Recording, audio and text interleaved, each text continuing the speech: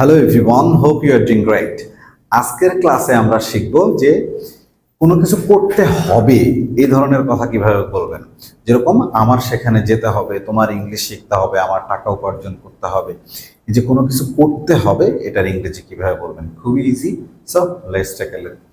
So কোনো কিছু তে হবে এরকম থাকলে আমরা হ্যাভ টু অথবা হ্যাজ টু ব্যবহার করি সাবজেক্ট অনুসারে। তে হবে অর্থাৎ বাংলা বাক্যের শেষে তে হবে এরকম থাকবে। তাহলে স্ট্রাকচার কি হবে? সাবজেক্ট বসাবো, have to and has to, ভার্বের প্রেজেন্ট ফর্ম অ্যান্ড অবজেক্ট। তাহলে কোথায় হ্যাভ বসাবেন, কোথায় হ্যাজ বসাবেন আমরা আগের লেসনগুলোতে শিখে আসছি। তারপর আমি একটু বলছি, যেরকম আই, উই, ইউ, দে অর্থাৎ একের অধিক এবং আই যদি থাকে তাদের সাথে হ্যাভ, হি, শি, ইট এদের সাথে হ্যাজ টু ব্যবহার করব। এই সেম জিনিসটা যদি আমরা নেগেটিভ করতে যাই তাহলে don't have to, doesn't have two.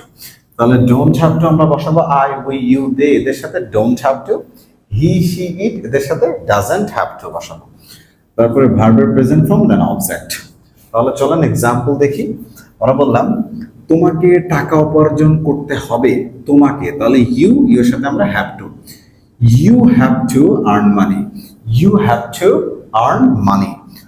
তোমাকে টাকা উপার্জন করতে হবে না, তাহলে তোমাকে you don't have to earn money, you don't have to earn money. তার ইংরেজিতে কথা বলতে হবে, এখন তার আমরা হির সাথে হ্যাজ টু, তার মানে আই, উই, ইউ, দে এদের সাথে have to, he, she, it এদের সাথে হ্যাজ টু।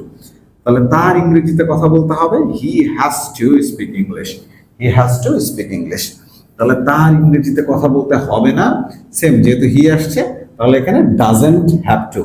তার মানে অনেক সময় আমরা কনফিউজ হতে পারি যে ডাজেন্টের পর এখানে হ্যাজ টু হবে কিনা, না, অর্থাৎ ডু নট, ডাজ নট যখনই বসবে সবসময় আমরা ভার্বের প্রেজেন্ট ফর্ম অর্থাৎ হ্যাভ টু বসাবো। তো ডাজেন্ট হ্যাভ টু হবে, not doesn't has to, doesn't have to. তাহলে দেখেন হি doesn't have two, she doesn't have two, Arif doesn't have two, অর্থাৎ নট হ্যাজ টু বলবো না। তাহলে তার ইংরেজিতে কথা বলতে হবে হি doesn't have to speak English, he doesn't have to speak English. আমাদেরকে প্রোগ্রামে অংশগ্রহণ করতে হবে, আমাদেরকে প্রোগ্রামে অংশগ্রহণ করতে হবে, প্রোগ্রাম মানে অনুষ্ঠানে।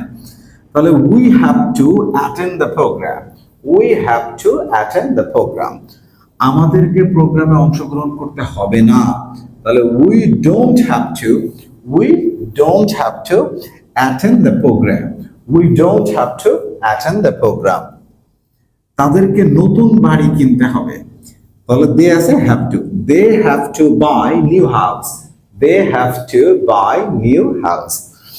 তাদেরকে নতুন বাড়ি কিনতে হবে না, তাহলে দে don't have to buy new house, they don't have to buy new house. Same আবার দেখেন তাকে, তাকে গাড়ি চালানো শিখতে হবে, তাহলে হি আছে আমরা হ্যাজ টু বসাবো, he has to learn driving car, he has to learn driving car. তাকে গাড়ি চালানো শিখতে হবে না, তাহলে he doesn't have to learn driving car, he doesn't have to learn driving car. And the last example, সারাকে পরীক্ষার জন্য অনেক পড়াশোনা করতে হবে, তাহলে সারা, যেহেতু সারা একজন নাম singular, has to, Sara has to study hard for exam, study hard মানে অনেক পরিশ্রম করতে হবে, পড়াশোনা করতে হবে ফর এক্সাম। তাহলে সারাকে পরীক্ষার জন্য অনেক পড়াশোনা করতে হবে না, তাহলে Sara doesn't have to study hard for exam, Sara doesn't have to study hard for exam. তাহলে এইভাবে আমরা প্র্যাকটিস করব। ধরেন আমি আরো কিছু এক্সাম্পল বলি, আমাকে খুব সকালে ঘুম থেকে উঠতে হবে, তাহলে I have to get up early in the morning, I have to get up early in the morning. আমার সকালে ঘুম থেকে উঠতে হবে না, I don't have to get up early in the morning, I don't have to get up early in the morning. আমাকে তোমার কথা শুনতে হবে, I have to listen to you, I have to hear to you। দুইভাবে বলতে পারি। Same ভাবে আমার তোমার কথা শুনতে হবে না, I don't have to listen to you অথবা I don't have to hear to you। আমাকে অনেক টাকা ইনকাম করতে হবে, তাহলে I have to earn lots of money, আমার অনেক টাকা ইনকাম করতে হবে না, I don't have to earn lots of money। তার মিটিং এ অংশগ্রহণ করতে হবে, হি has two attend the meeting. তাহলে আমরা এই জায়গাটা খেয়াল রাখবো যে হি আসলে আমরা হ্যাজ টু বলছি, হি has two attend the meeting.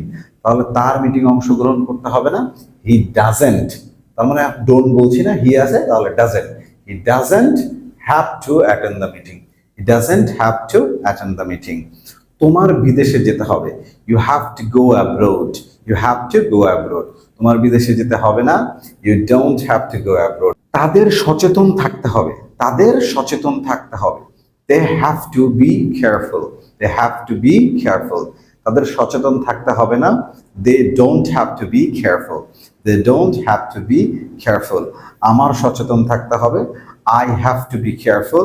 আমার সচেতন থাকতে হবে না। I don't have to be careful. তার সচেতন থাকতে হবে, তাহলে he has to be careful. তার সচেতন থাকতে হবে না, he doesn't have to be careful. এই ছোট্ট জিনিস অর্থাৎ ডোন্ট কোথায় আর ডাজেন্ট কোথায় একটু চিন্তা করে প্র্যাকটিস করলে দেখবেন আপনার এই জায়গায় আর প্রবলেম হচ্ছে না।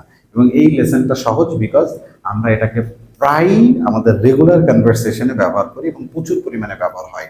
সো আপনি যদি একটু ব্যবহার করেন জায়গাটায় আপনি ফ্লুয়েন্ট হয়ে যাচ্ছেন। Thank you very much for watching and see you next video.